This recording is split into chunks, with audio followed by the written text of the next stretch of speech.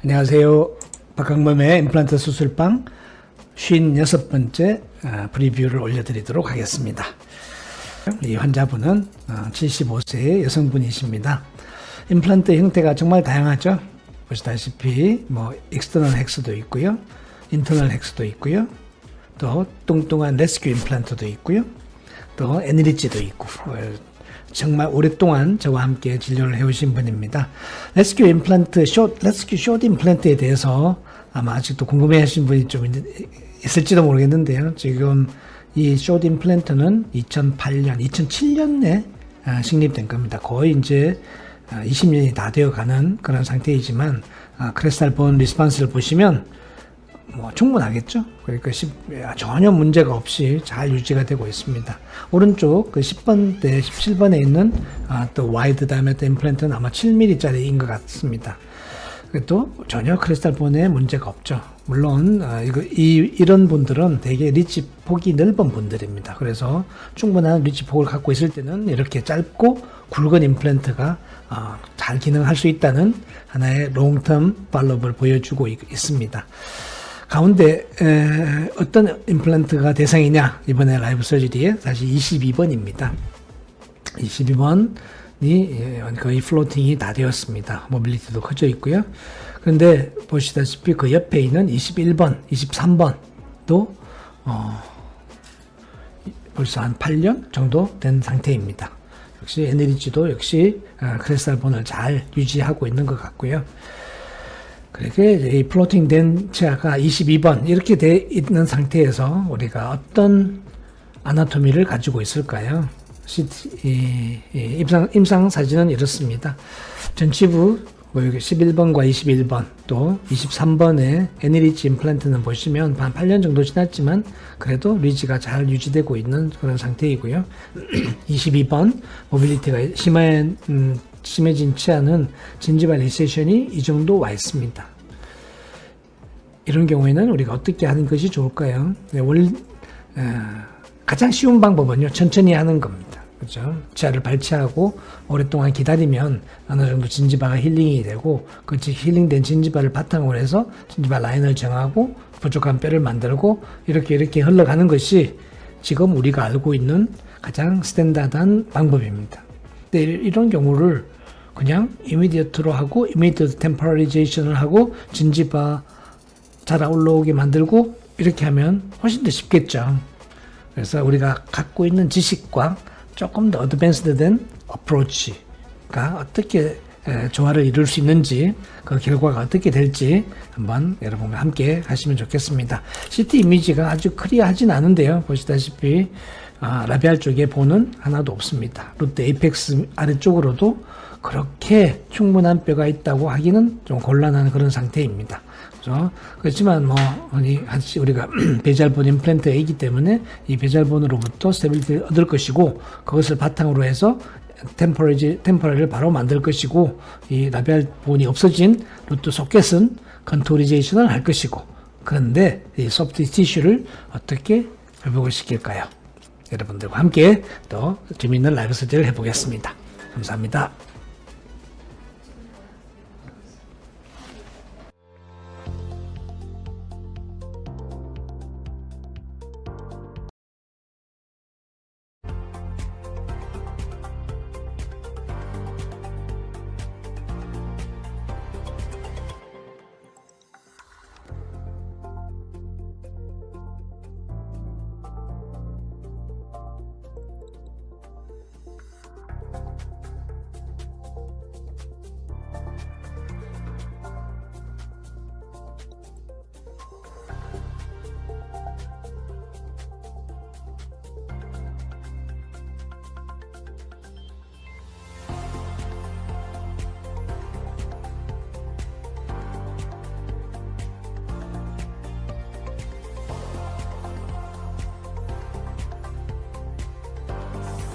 갖고 올려와야 되는데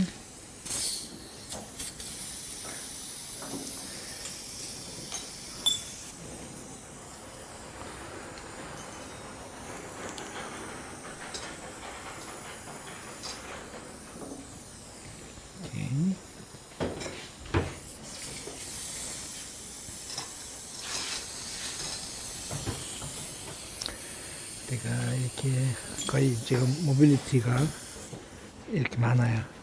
플로팅이 돼 있다는 것은 다시 그러면 지하와 본 사이에 공간이 좀 많다.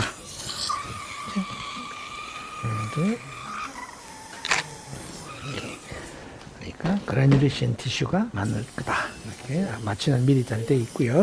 혹시라도 불편하시면 말씀해 주세요.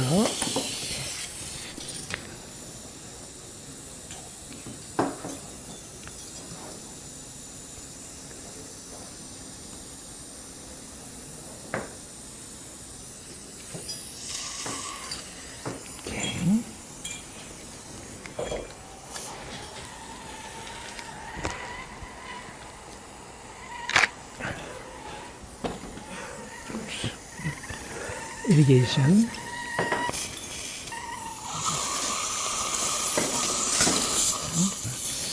여기서 보면요 루트 표면이 컨타미네이션이 되어 있기 때문에 이게 다 이 그라뉴션 티슈죠. 그렇지만 우리가 이 그라뉴션 티슈를 잘 보존만 할 수 있으면 전지바가 좋아지겠습니다. 그렇죠? 라비알 본은 없을 거니까 라비알 쪽으로 해주고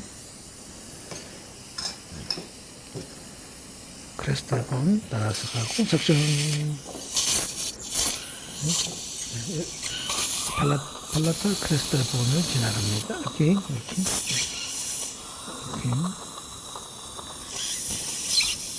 이 팔라탈 쪽에 있는 그라뉴션 티슈를 다 갖고 온다.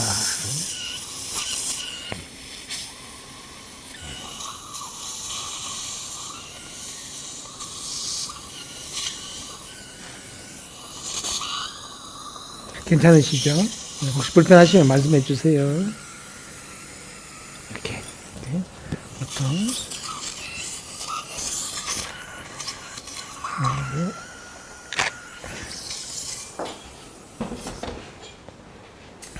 조금 놀릴 거예요.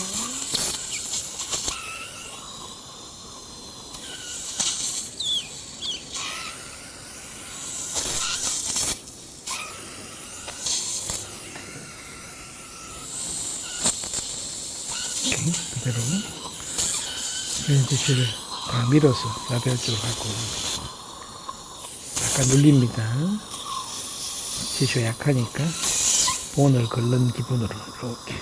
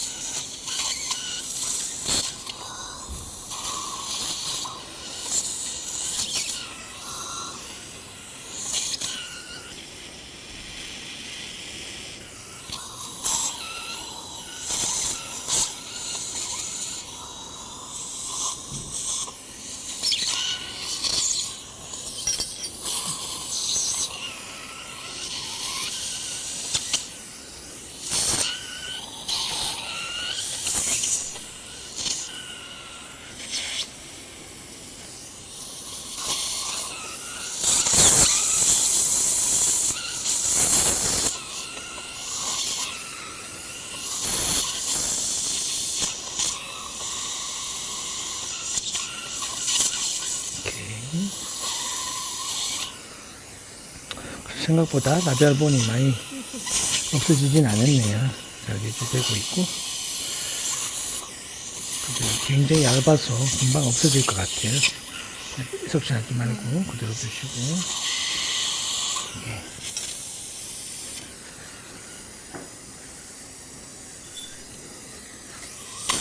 그대로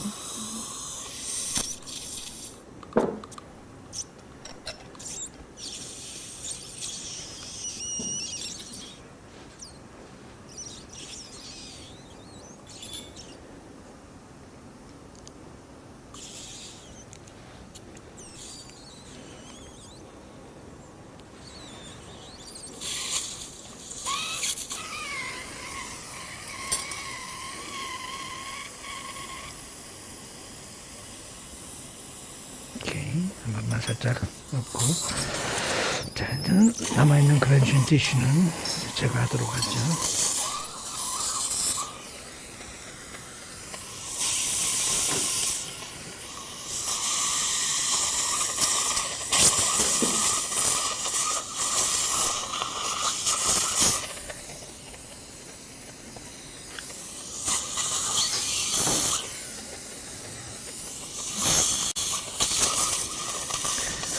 라벨본 언더컷이 많진 않은데요. 그래도 6mm 정도는 찐 위치. 이게 팔라탈 본의 각도입니다. 팔라탈.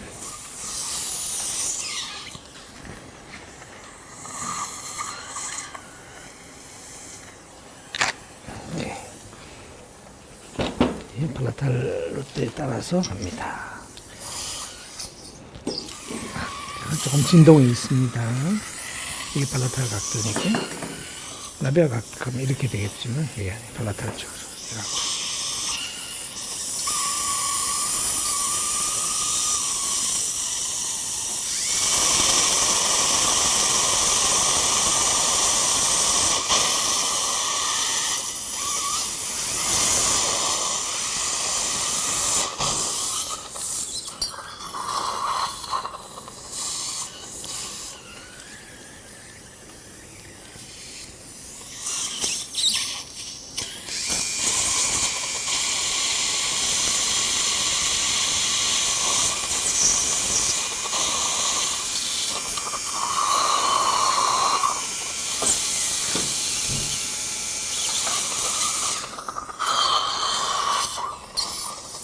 약간 박사를 연결해야 될 것 같아서요. 약간 카운트 싱킹을 해요.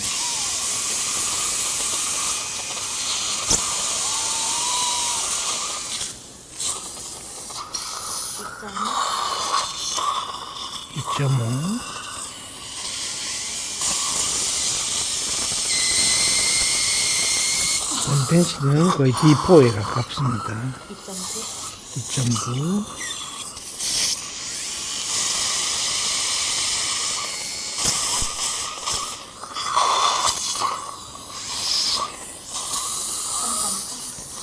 3.3 여기까지만 할게요.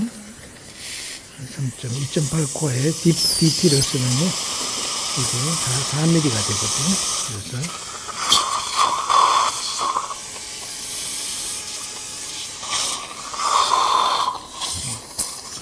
액션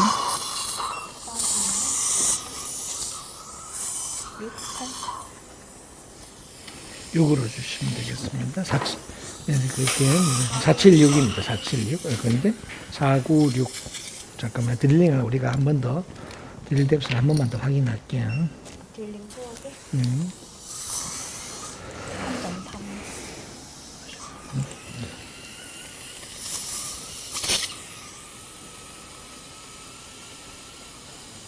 제가 혹시 드릴링이 모자라나 싶었는데 그렇진 않고요. 괜찮습니다. 주세요.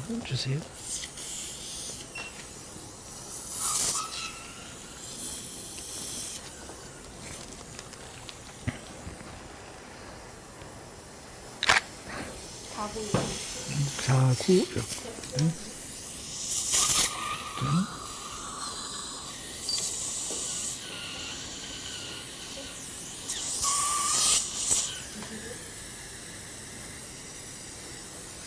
액션.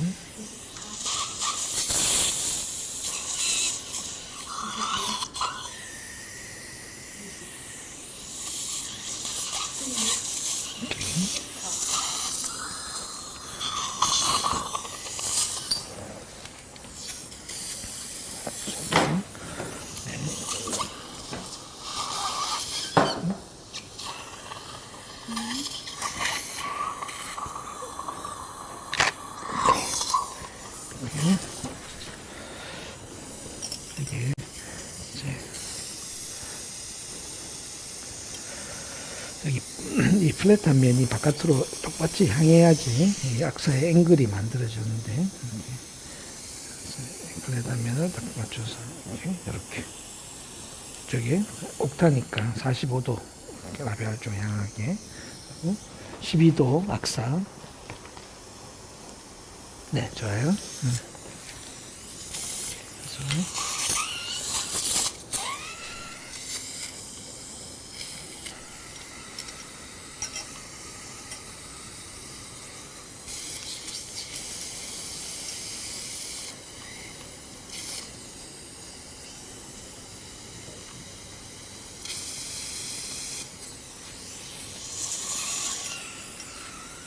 이렇게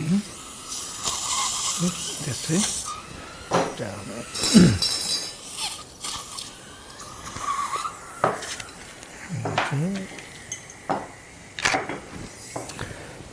여기서 뭐 스크류 타입으로 갈 수도 있긴 하지만, 아니, 그냥 일반적인 커스텀이나 이렇게 가도 되지만 스크류 타입으로 가고 싶다 할 때는 이렇게 이제 악사 때문에 부터 한번 하고 할게요.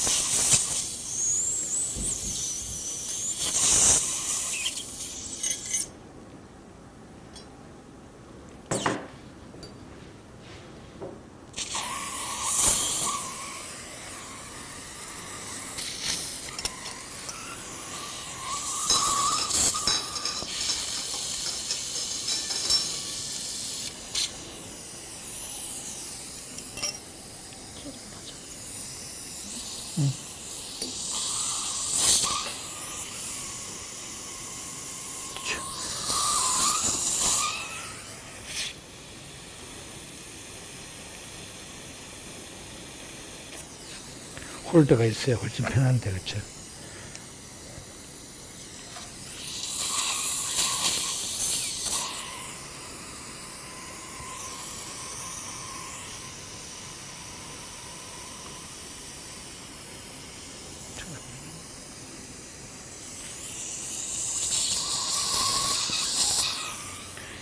약간만 더 트위스팅이 돼야겠어요.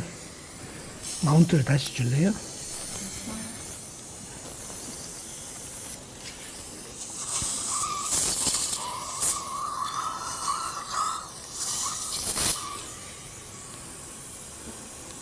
각도가 이 각도가 조금 덜 맞아. 렌치.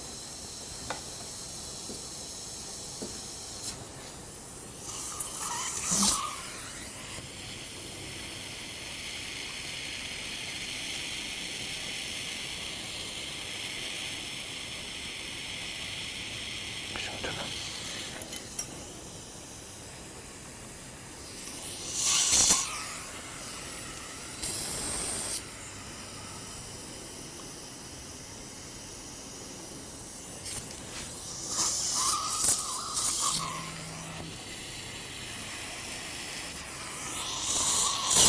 오케이.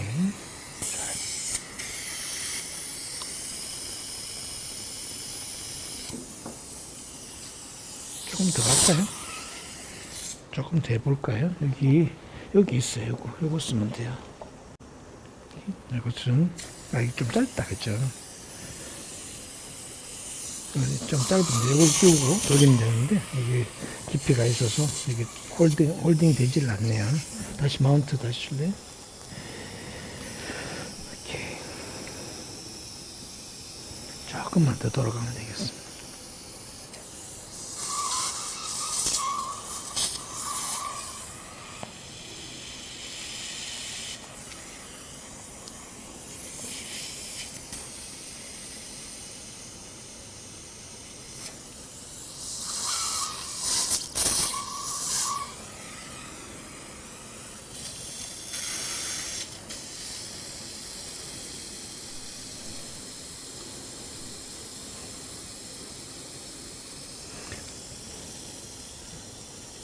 오케이.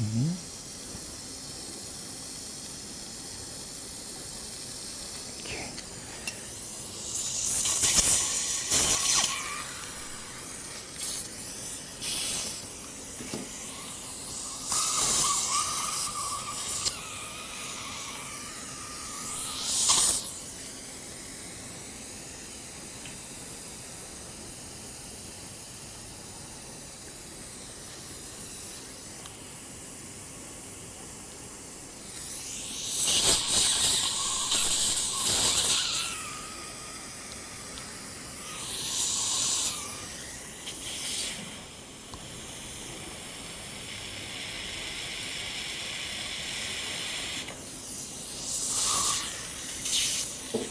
버터를 한번 할까요?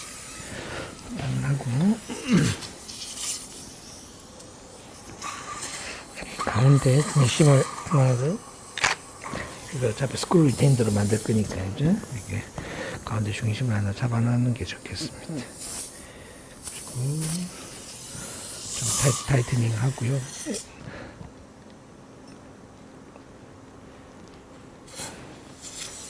이렇게. 그리고 네.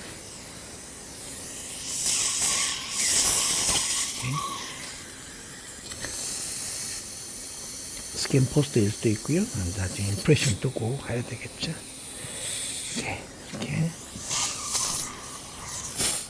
맞다. 잠깐만요.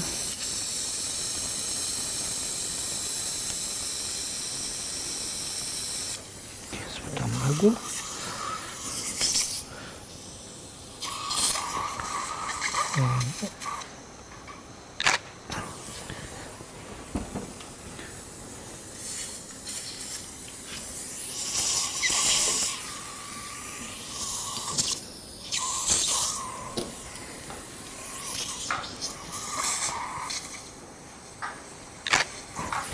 자, 이제 이 바깥쪽은 전부 다 이제 컨투어만 맞추면 되는 거니까요.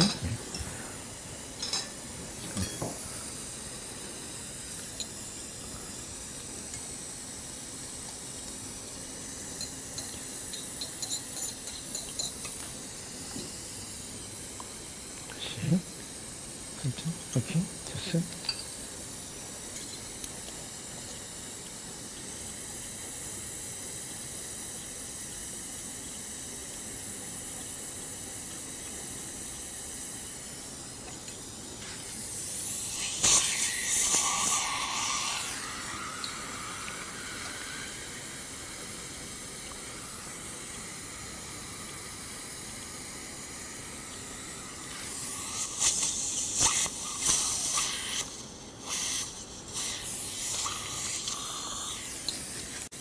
됐어요. 이 정도면 됐어.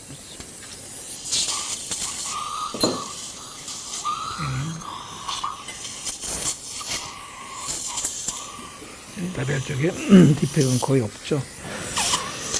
이것을 보존은 안 해도 될 것 같습니다. 이렇게 하면 더 리컨스트럭션 더 할 수도 있긴 하겠지만 이렇게 됐습니다. 유차합니다. 근데 앞쪽에 지금 우리가 인시전 쭉 볼까요?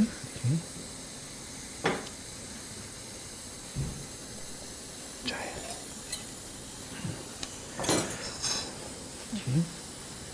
이 플라타르스 넘어온 진지바가 있죠. 그대로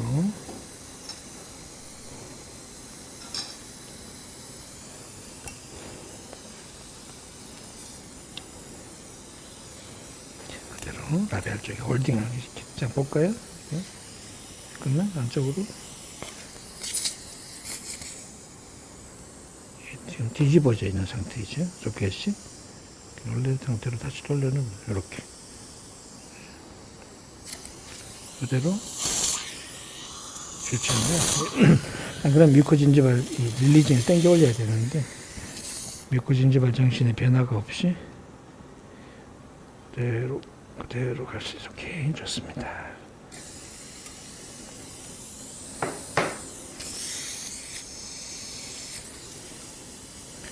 실크를 5-0로 쓸까요? 이거 보자로죠? 5-0 하나 주세요. 5-0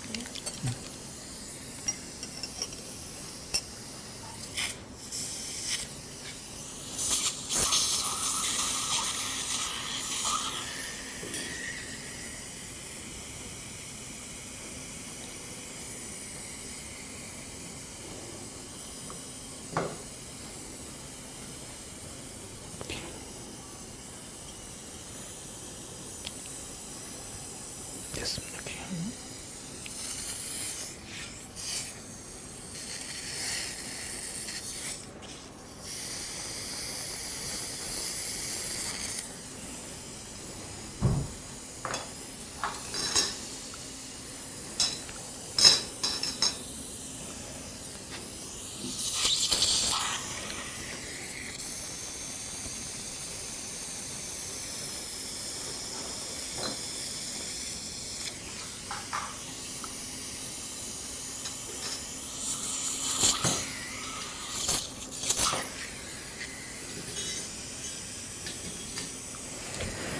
이게 여기까지 올라왔었어야 되는데, 그죠? 근데 지금은 릴리징 없이 여기까지 되는 거죠. 나중에 진지바 라인이 옆배치하고 딱 맞아 들어갈 겁니다. 그죠?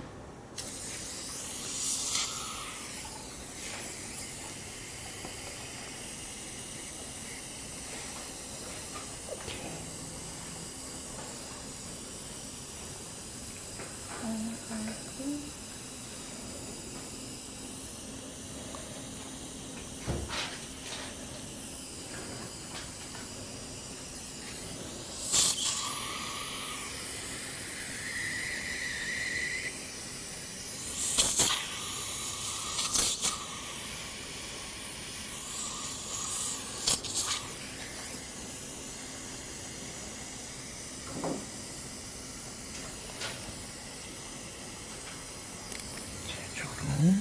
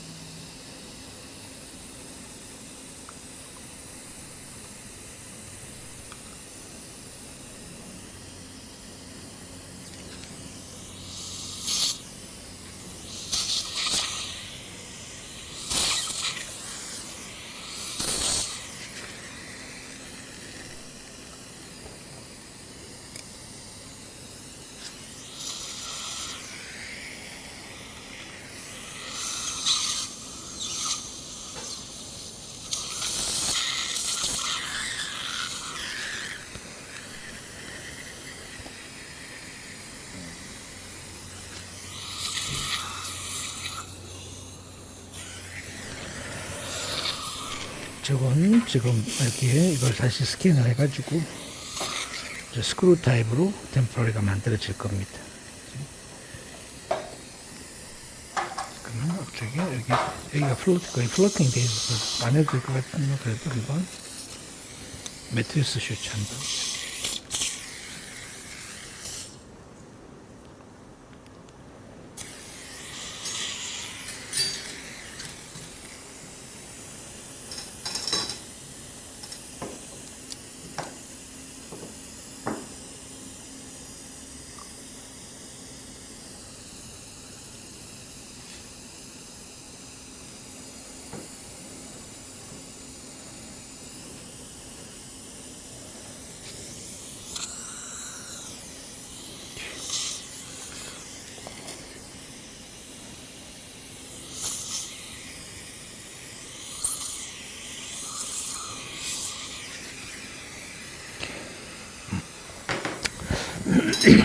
이렇게 머티레이션 되면서 이 진지발 라인, 이 그란션 티슈가 이제 진지발 라인을 만들어낼 겁니다. 좋아요. 제가 하고 이렇게 이제 다시 이렇게 나중에 템포러리 델리버리 하면서 여기 한 바늘만 더 슈트하겠습니다. 템포러리 델리버리 하는 게 방해될 거니까 하고 나서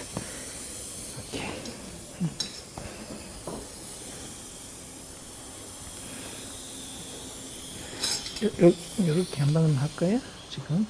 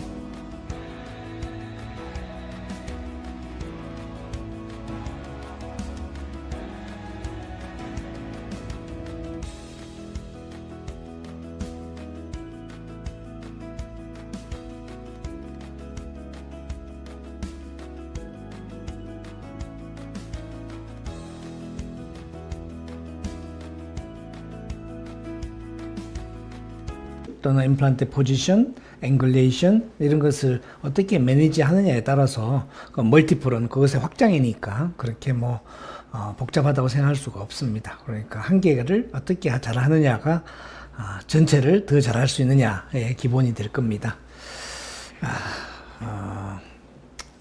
사실 오늘의 핵심이 무엇이었을까요?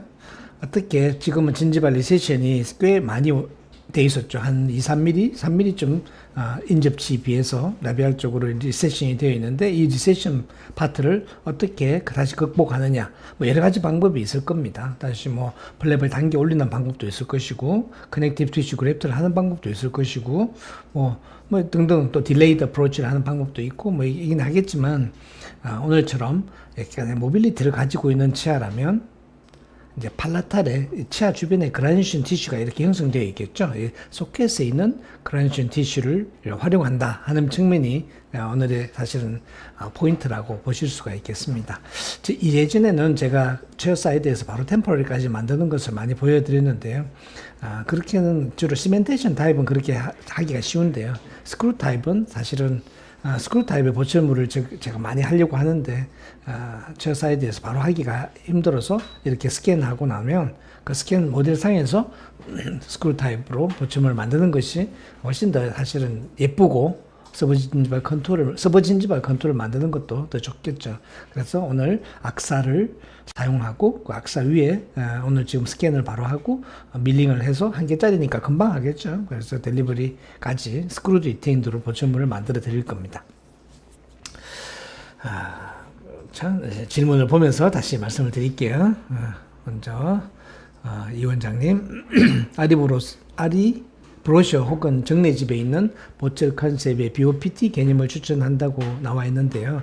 설명을 좀 부탁드립니다. 했습니다. BOPT는 Biology Oriented Prosthetic Technique이라고 하면 되겠죠. 그러니까 이게 그냥 가장 우리가 흔히 알고 있는 컨셉과 비교한다면 마진을 어떻게 형성하느냐의 문제입니다.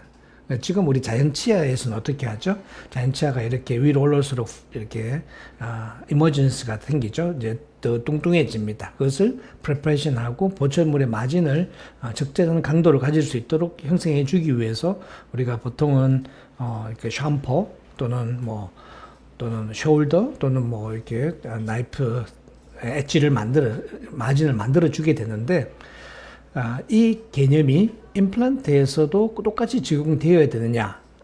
그것이 아니다라고 하는 개념입니다. 사실 자연치에서 BOPT 개념은 사실 자연치에서 처음 시작되긴 했지만 임플란트에 대해서 더 이제 각광을 받는 이유가 뭐냐면 이게 자연치아보다는 어태치먼트가 없죠. 사실 임플란트 어버트먼트에는 자연치가 가지는 어태치먼트가 없는 상태이기 때문에 그것을 프레퍼레이션 한 자연치를 프레퍼레이션해서 마진을 형성하는 처럼 어버트먼트를 만들어서는 안 된다는 이야기입니다. 그냥 밑에서는 뚱뚱하게 올라와서 그냥 원래 있는 형태대로 그대로 올라와서 그 적당한 진지바가 형성되어 있는 마지널 진지바 형성되어 있는 곳에서 마진을 형성한다. 그래서 우리가 샴푸를 만들고 또는 숄더를 만든 다음에 이게 보철의 두께를 마진의 두께를 확보하는 게 아니라 스트레이트로 가고 그것을 그 옆으로 진지바를 약간 프레셔 주면서 옆으로 이렇게 마진을 형성한다라고 보면 되겠습니다. 그러니까 메탈 위에다가 마진이 가는 게 아니라 티슈 위에다가 마진이 간다라고 보시면 될 것 같습니다. 여기 책에 나와 있거든요. 한번 보시면 좋겠습니다. 이게 한 20년 정도 전에 20년 조금 더 된 것 같습니다. 그래서 나왔는데요. 제가 이태리에 있는 친구들한테 이 이야기를 처음 들었거든요. 그래서 자기는 다 BOPT로 한다라고 이야기를 했는데 그때는 저도 좀 왜 그렇게 해야 되냐 의심을 가졌지만 요즘 이렇게 생각하면 참 괜찮은 것 같고 특히나 지금 아리처럼 이렇게 작은 임플란트 이렇게 작은 임플란트를 할 때는요 어버트먼트가 갑자기 커지면 진지바가 다 리세션 되어버리죠. 그래서 그냥 스트레이트로 올리고 마진을 그 스트레이트 위에다가 형성한다 이렇게 보시면 될 것 같습니다. 책에 일부 케이스가 나와 있으니까 한번 보시면 좋겠습니다. 그 다음에 주피터님. 아리의 식립 깊이를 어떻게 설정해야 되는지 궁금합니다. 예를 들면 인터넷의 경우 티슈에서 4, 5mm 깊이로 심는데 아리 같은 경우는 커퍼의 플랫폼 위치를 어디다 두면 될까요? 저도 사실은 처음에 하면서 좀 이렇게 트라이 앤 에러가 있었습니다. 나중에 아무래도 수술을 하고 나면 조직이 약간 수축이 있죠. 그 수축을 감안을 해서 들어가야 되는데 원래는요, 위에 익스터널 헥스잖아요. 익스터널 헥스 밑에 있는 그 머신드 커프 파트가 본 레벨에 맞게 이렇게 하자고 저는 생각을 했었습니다. 그런데 자꾸 조금씩 특히 지금처럼 이미디어트를 발치와 동시에 한다든지 이렇게 되면 조직의 수축이 좀 있었습니다. 그러니까 내가 설정한 그 커넥션의 포지션이 생각보다 위로 올라와. 그러니까 사실 거꾸로 이야기하면 티슈가 대축된다고 볼 수 있겠죠. 그렇게 돼버리는 경우가 있어가지고 지금은 어떻게 보면 그 헥스탑 그러니까 그 아리의 헥스탑을 거의 본 레벨로 둔다라고 하는 것이 더 안정적인 것 같습니다. 근데 그것을 어디로 보느냐 하면요. 우리가 마운트가 있잖아요. 그 마운트에서 보면 실제로 그 안에 세 개의 라인이 있습니다. 마운트를 자세히 보시면 첫 번째 베이스 라인이 있고 중간에 약간 올목하게 되는 데가 있고 저 위에 또 한 번 더 라인이 있거든요. 그래서 두 번째 라인 또는 좀 각도가 많이 본의 각도와 크라운의 각도가 많이 차이가 난다 이럴 경우에는 그 세 개의 라인 중에서 마지막 라인까지 조금 깊이 식립하는 것이 나중에 진지발의 각도를 꺾어내는 데 있어서 도움이 되기도 하고 그렇게 언에테릭이 생기지 않도록 만드는 것이 방법이 더 좋은 것 같습니다. 조금 더 깊이 식립한다고 해서 뭐 크게 문제가 되지는 않거든요. 사실 이게 일종의 익스터널 헥스 커넥션이기 때문에 우리가 바이올로직 위스가 있어서 본을 녹이지 않는가 그럴 위험성이 있다라고 했지만 실제로 이 아리의 익스터널 헥스의 각도가 5도 각도거든요. 사실 애니리지의 인터널 각도하고 같이 만들어져 있습니다. 그러니까 어버트먼트와 연결되고 나면 이것이 거의 애니리지와 같이 아주 타이트한 그런 커넥션을 만들어서 바이올로직 위스를 그렇게 걱정하지 않으셔도 됩니다. 애니리지 보면 바이올로직 위스가 거의 없다고 해도 과언이 아닐 정도로 타이트하거든요. 그래서 이 똑같이 똑같은 원칙을 인터널에서 익스터널로 바꿔놨기 때문에 조금 더 한 뭐 0.5mm, 1mm 좀 더 내려간다고 해서 이것이 뭐 뒤에 바이올로직 위스 때문에 뭐 문제가 되거나 그러진 않을 거거든요. 그래서 조금 더 깊이 가는 것이 좋겠다. 그러니까 픽처 탑, 그러니까 아리의 헥사 탑이 본 레벨로 간다. 이러면 헥사의 높이가 1.8mm거든요. 그러니까 1.8mm 서브 크레스탈로 간다. 라고 생각하시면 되겠습니다. 각도가 더 많이 지면 질수록 좀 더 깊이 가는 게 좋은데요. 되게 조금 더 익숙해지시면요. 그 1.8mm 헥사의 중간점이 간다. 중간점. 절반은 서브 크레스탈로, 절반은 슈프라 크레스탈로 둔다. 이렇게 생각하시면 될 것 같습니다. 다음에 앞니 픽처는 최소 몇 뉴턴, 어버트먼트는 몇 뉴턴, 이미디어트 로딩을 할 수 있나요? 그리고 교합 주의사항이 있나요? 기본적으로 전치부는 우리가 immediate 로딩을 많이 하죠. immediate temporization. 로딩이라기보다는 immediate temporization이죠. 치아가 있는 거지 실제로 힘은 안 받게 되죠. 라비알 쪽에 특히 상악 같으면 이게 앞쪽으로 이렇게 밀려나가는 힘이 있기 때문에 사실 어떤 컨택도 허용하지 않는 것이 안전할 것 같습니다. 근데 가이드를 준다든지 컨택을 만들어내면 이 힘을 이겨내기가 어렵죠. 그래서 안 주는 게 맞을 것 같고 이미디어트 로딩보다는 이미디어트 템포리제이션인데요. 그것은 결국은 하악치아가 어디에 있느냐, 하악치아의 각도가 어느 정도로 기울어져 있고 교합 관계에서 확인해 주셔야 될 것 같습니다. 가이드는 거의 비슷한 것 같습니다. 40뉴턴, 45뉴턴 정도면 충분한데 교합을 어떻게 설정하느냐에 따라서 30뉴턴 정도도 괜찮을 것 같습니다. 오늘은 30뉴턴 정도밖에 안 된 것 같습니다.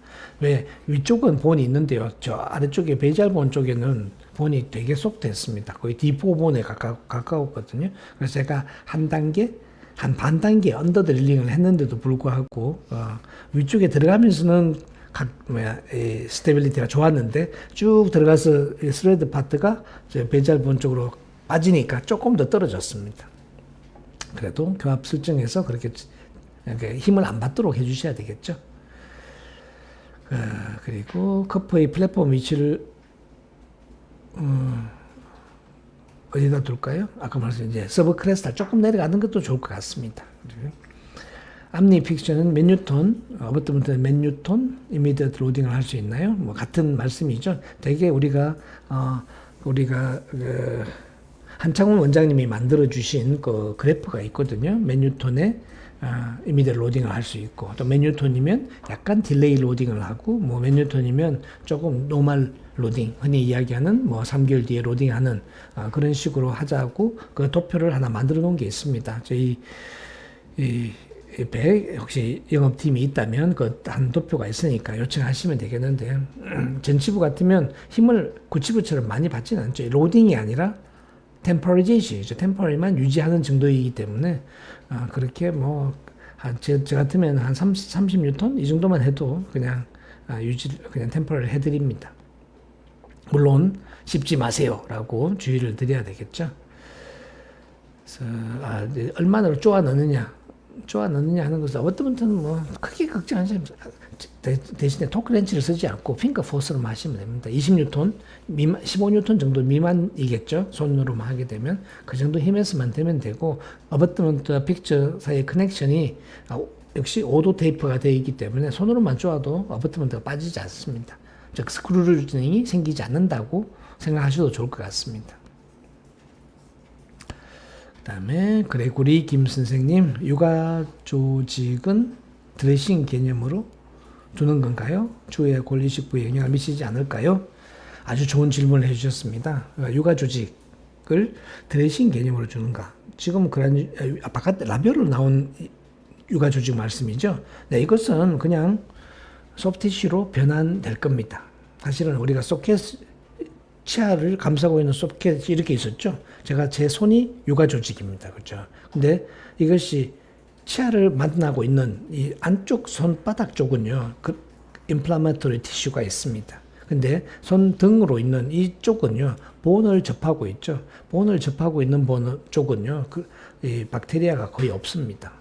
물론 제로라고 할 수는 없겠지만 그렇게 해롭지 않습니다. 그러니까 이것을 몽땅 떠서 이렇게 붙여버리고 이 뒤로 임플란트가 들어가고 또 약간의 그런 그래프트가 된다면 이 어떻게 보면 건강한 소프트 티슈가 건강한 그라데이션 티슈가 본과 만나고 있다. 이렇기 때문에 크게 문제가 되지는 않습니다. 제 경험상 그렇습니다. 그래서 저는 이렇게 리세션이 있는 경우에는 흔히 이렇게 발치하고 팔라탈에 있는 그라데이션 티슈를 라비알 쪽으로 움직여내서 이대로 힐링시키면요. 진지바도 두꺼워질 뿐더러 진지바 하이트도 원래보다는 더 많이 올라오게 됩니다.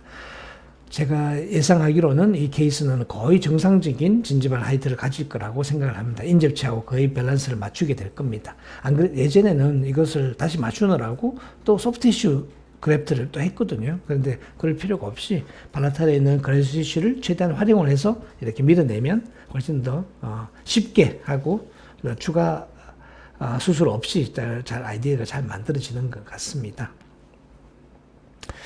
골 이식 부위에 영향을 미치지 잠깐만요. 제가 질문이 지나가 버렸습니다. 골 이식 부위에 영향을 미치지 않을까요? 하셨는데요.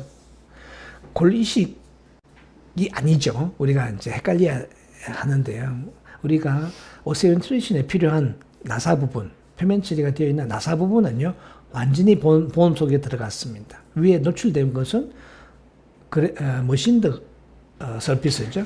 엑스피드 처리가 되어 있는 머신드 서피스입니다. 이것은 오세인트레이션이 되지 않습니다. 그래서 이게 본 그래프트이냐?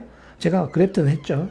그런데 이 그래프트는 컨투리제이션이라고 합니다. 그러니까 본 리제너레이션이 아니라 소프티슈를 서포트하기 위한 컨투리제이션이다라고 보시면 됩니다. 그렇기 때문에 그 앞에 있던 그라데이션 티슈와 함께 진지바 컨투어를 잘 만들어 나가게 될 겁니다. 그래서 컨셉이 다르다 생각하시면 됩니다. 우리가 지금까지 갖고 있던 생각에서 약간은 변화를 줄 필요가 있지 않을까. 뭐 그동안 제가 여러 번 강의를 하면서 강조를 했지만 우리가 필요로 한 파트가 뭐냐, 어디에서 또 문제가 생기느냐, 어디에서 우리가 임플란트 치료를 하면서 어려움을 느꼈느냐 하면 되게 상부의 2mm 탑이거든요. 이 2mm 탑 또는 3, 4mm 탑에 리제너레이션이냐 또 페리임플란타이티스냐 이런 것이 생기지 않도록 한다면 지금 우리가 사용하고 있는 이 아리의 디자인이 훨씬 더 이제 잘 맞아지겠죠.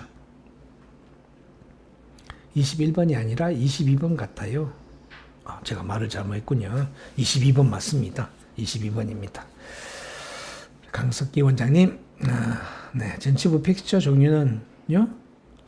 4.0이라는 말만 들어서요. 2.8에 아리는 4가지 숫자를 갖고 있죠. 2.8 코어에다가 4, 9, 6이었습니다. 4, 9, 6. 그러니까 4mm, 2.8에 4mm는요. 딥스레드입니다. 이미 딥스레드이고 4, 9, 나사 부분이 9, 커퍼 부분이 6, 4, 9, 6 오늘 사용을 했습니다. 마지막 매트리스 슈처는 한 번 더 슈처 드립니다. 지금 이게 사실은 이 인시언 라인만 가지고 슈처를 했는데요. 가운데 부분이 그란치온 티슈가 안에 들어가 있잖아요. 이게 붕 떠 있거든요. 그래서 제가 그 그란치온 티슈를 좀 눌러 주려고 옆에 이렇게 발라탈과 함께 매트리스 슈처를 했는데요. 호리존탈 매트리스 슈처처럼 그렇게 한 겁니다. 이제 템포럴을 만들 텐데 템포럴가 만들어지고 나면 제가 한 번 더, 한 땀 더 크로스 매트리스 슈처를 해줄 겁니다. 그래서 마지널 진지바, 마진에 있는 그 그라지온 티슈를 약간 눌러줄 수 있는, 너무 세게 누르면 네크로시스 해버리니까 가볍게 눌러줄 수 있는 그런 어디션 한 번 더 슈처를 해줄 겁니다. 그 다음에 다누렁이. 이렇게 감사합니다. 함께 해주셔서 발치 적시 식립시 발치와 상부는 아무래도 픽처와 픽처 사이에 공간이 생겨서 뼈를 채워주는 것이 좋다고 들었습니다. 만약 뼈를 채우지 않고 공간을 남겨두고 식립시 어떻게 그 부위가 변하는지 궁금합니다. 객관적인 데이터가 있으면 좋고요. 감사합니다.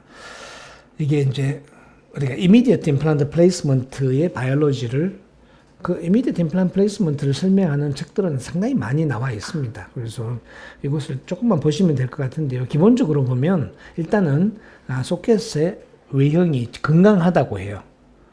소켓 외형이 건강한 상태. 그러니까 뭐 지금처럼 라비알 쪽에 리세션이 있거나 또는 페니스트레이션이 있거나 이런 게 아니라 온전한 소켓이라고 얘기했을 때 우리가 임플란트를 식립을 하고 여기에 이 소켓 뒷팩이 본으로 채워지느냐 안 지느냐 이거 가지고 사실은 90년대 초반부터 거의 90년대 말까지 왈가왈부가 있었습니다.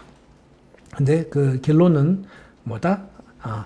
그러면서 90년도 후반이 들어오면서 90년도 후반이 되면서 상악 전치부 또는 소구치부에 그러니까 immediate implant placement를 하는 것이 delayed 하는 것과 차이가 없다라는 결론이 내려졌습니다. 그러니까 success rate에 있어서는 차이가 없다. immediate implant placement, delayed implant 같다. 이렇게 됐는데요. 여기에 이제 뼈가 어떻게 생기느냐 하는 그 이론을 두고 여러 가지 이야기가 나왔죠. 그때 나왔던 이야기가 점핑 디스턴스입니다. 그러니까 본 서피스로부터 픽처 표면까지의 거리가 1.5mm 이내인 경우에는 본 그래프트를 하지 않아도 본 블러드 클롯만으로도 다 채워져서 그 블러드 클롯을 타고 오스테오브라스트가 점핑해서 픽처 표면에서부터 본을 만들어낸다. 사실은 그것을 근거로 해서 immediate implant placement가 보편화되기 시작을 했습니다. 그래서 본을 채워준다. 본을 채워준다는 것은요. 그 다음 언제 생겼을까요? 원래 immediate placement를 할 때는 본을 채워주는 것이 별로 의미가 없다. 왜냐하면 점핑 디스턴스 이내에 있었을 거니까. 근데 채우니까 안 채우니까 안 되거든요. 근데 이 본을 채우는 것이 물론 뭐 블러드 클래스를 유지하는 데는 도움이 될지 몰라도 이것이 리지 컨투어를 그대로 유지를 하느냐. 그러니까 알베올로스입니다. 그죠? 이 알베올로스가 계속 유지되느냐 안 되느냐에 대해서는 또 왈가왈부가 있었습니다. 그래서 그 결론이 뭐냐? 그러니까 우리가 immediate implant placement를 하면 소켓 아웃라인이 그러니까 소켓 형태가 그대로 유지되느냐 안 되느냐 알베올라 본이 유지되느냐 안 되느냐 가지고 한 또 10년 동안 왈가왈부가 했어. 그게 2000 그러니까 immediate placement 해도 된다는 것이 공식적으로 인정된 것이 이제 2000년 90년대 말 2000년 초거든요. 그 뒤로 2000년대부터 2010년까지 이것을 해야 되냐 말아야 되냐 가지고 아니 소켓이 잘 유지되냐 안 되느냐 가지고 또 왈가왈부가 있었습니다. 네, 그 두 가지 그룹이 있었죠. 제가 강의할 때 자주 언급하는데요. 브라질을 중심으로 한 라틴 아메리칸 그룹에서는 우리가 immediate implant placement를 하면 소켓이 잘 유지된다 라고 이야기했고 또 유럽을 중심으로 한 유러피안 그룹은 안 된다. immediate implant placement를 해도 알베올라 본은 없어진다 라고 이제 상반된 이야기를 했는데요. 2010년대에 들어오면서 이것이 이제 안 된다는 것으로 결론이 났죠. 그래서 우리가 지금 우리가 뼈를 채운다고 했잖아요. 이 뼈를 채우는 것이 그냥 겉으로 보기에는 또는 한편으로 보면 또 CT 상에서 레디오 오페시티가 있으니까 본이 있는 것처럼 보이죠. 그렇지만 실제로는 본이 아닌 경우가 많습니다.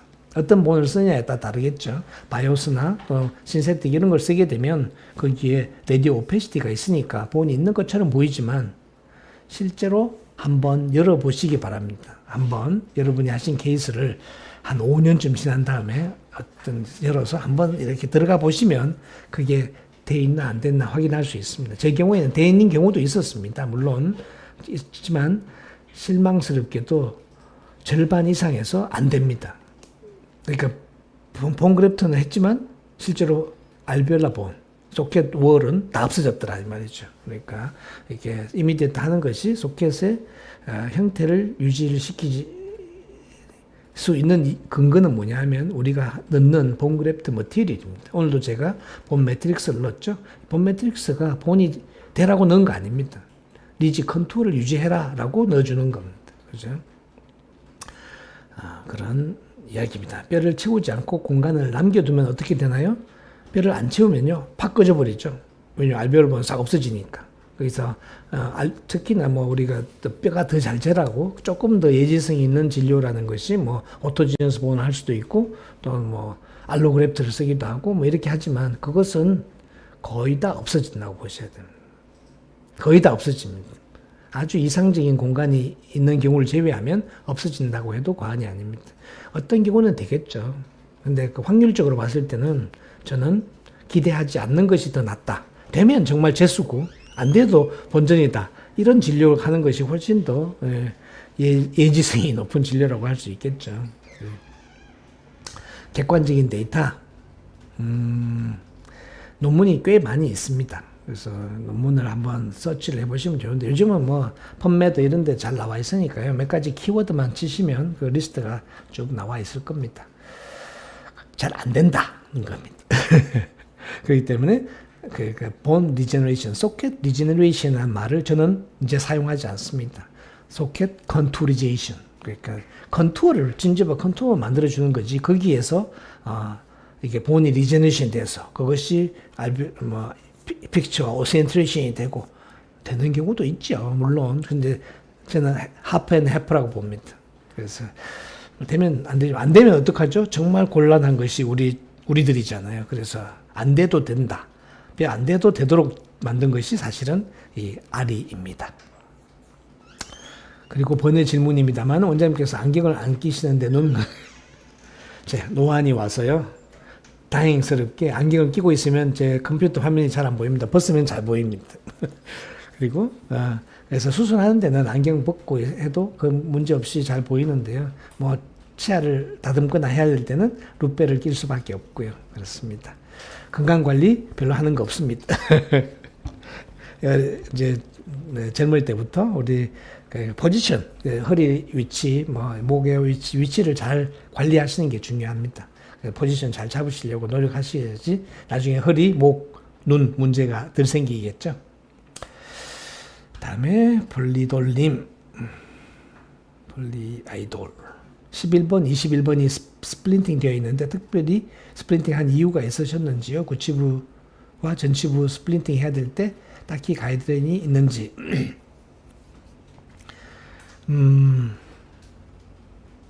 특별한 이유는 없습니다. 그저 한 개짜리보다는 두 개짜리가 조금은 더 편하니까 하는 겁니다. 아무래도 한 개 하게 되면 이게 로테이션이 되거나 해서 빠질 수가, 이렇게 스크루징이 되거나 이런 확률이 많죠. 아주 많은 양의 스플린팅은 저는 추천하지도 않습니다.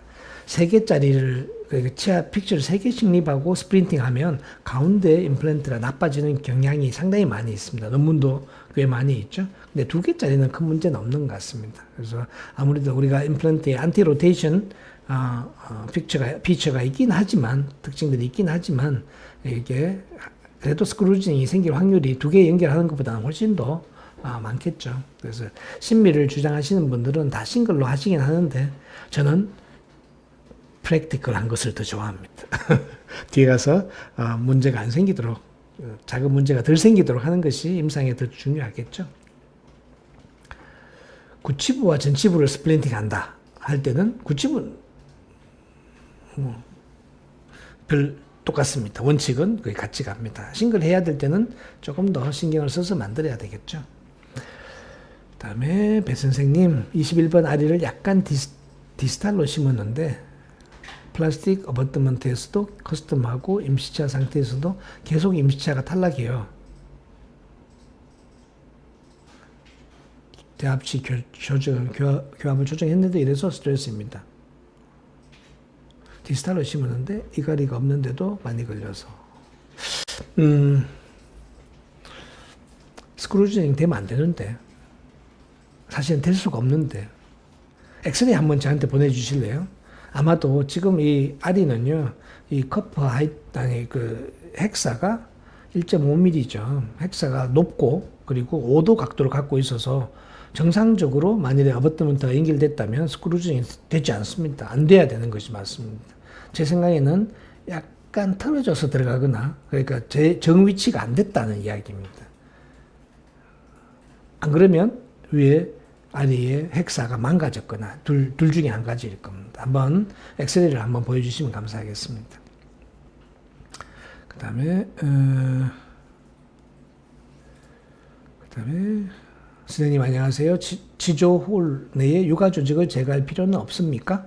보존하면 후기에 힐링 영향을 미치는지요? 어떤 진료를 하느냐에 따라 다릅니다. 저는 오늘 그 소켓에 있는 그라데이션 티슈를 전부 다 떠냈죠. 제거해서 라비알 플랩에 붙여내고 그것을 진지발 리세션이 온 라비알 진지발을 이제 서포트 하는데 사용하려고 했습니다. 근데 그 나머지 남아있는 기타, 그것을 떠내고 나서 남아있는 그라데이션 티슈는 유가 조직은 다 제거하시는 것이 맞겠죠. 근데 아리를 사용하게 되면요, 실제로 이 머신드 커퍼가 있는 부분은 전부 소프티슈 존이에요. 그라데이션 티슈, 염증을 가지고 있는 그라데이션 티슈라면 제거하는 것이 마땅하겠지만, 이 어차피 소프티슈잖아요. 건강한 소프티슈라면 그것을 우리가 흔히 우리가 이미디어트 플레이스먼트 하듯이 빡빡빡 긁어낼 필요는 없습니다. 그럴 필요가 없는 구조입니다. 그렇죠? 그래서 보존해도 문제가 없습니다. 단 일부러 할 필요는 없겠지만 남아있다 하더라도 큰 문제는 없다, 이렇게 생각하시는 것이 옳겠습니다. 다시 중국에서 후기에 바로 멀티 유닛 어버트먼트 위에 보철물을 장착할까요? 네. 여기다가 이 멀티 유닛 어버트먼트가 헥사를 가지고 있죠. 그래서 그 위에다가 바로 안티 로테이션을 가지는 그런 보철물이 들어갈 겁니다. 안에 메탈이 없는, 요즘은 저는 안에 메탈이 없는 그냥 그대로 보철물이 멀티 유닛 어버트먼트 위에 안티 로테이션 갖고 있으니까요, 들어갑니다. 파이널 보철물도 질코니아 크라운 그대로 스크루로만 장착이 되도록 만들고 있습니다. 다누르기님, 책을 손에서 놓은지라 저도 그렇습니다. 그냥 이렇게 우리가 유튜브를 통해서 서로 간의 경험을 나누는 것이 최고의 공부입니다, 사실은. 그렇죠? 가끔씩은 책을 보긴 하지만. 다음에 다시 중국에서 선생님 안녕하세요. 상하구치부 치아의 일부 환자는 연조직이 특히 두꺼워서 8mm입니다. 만약 골 레벨 프로세틱을 사용한다면 임플란트 플랫폼을 어떻게 조절해야 될까요? 이문재 선생님이 사용하신 임플란트를 사용하는 것이 더욱 유리할 것 같습니다. 커프가 가지고 있는 거. 엔조직이 8mm다. 이 정도 두꺼우면요, 저는 한 절반쯤 잘라내 버립니다. 그러니까 너무 얇아도 안 되지만 너무 두꺼운 것도 문제죠. 그래서 진짜 8mm라고 하면 리치 크레스트로부터 진지바까지 표면까지 8mm다. 그러면 저는 한 절반 정도 슬라이싱 해내버리고 한 4mm 정도로 만드는 것이 관리하기가 훨씬 좋지 않을까 싶습니다. 물론 뭐 크라운의 위치라든지 잇몸의 위치를 고려를 하긴 해야 되겠지만 너무 두꺼운 조직에서 이렇게 지금 한 것처럼 이게 커프를 가지는 이런 걸 사용하게 되면 나중에 진지바 리세션이 와버리면 아주 신미적이지 못한 그런 보채물이 될 수가 있습니다. 그래서 인위적으로 저는 절반 정도 적절한 두께로 진지바를 트리밍하는 것이 저는 더 좋을 것 같습니다. 네, 오늘 케이스는 상당히 좀 간단했습니다. 그렇죠? 그렇지만 한편으로 보면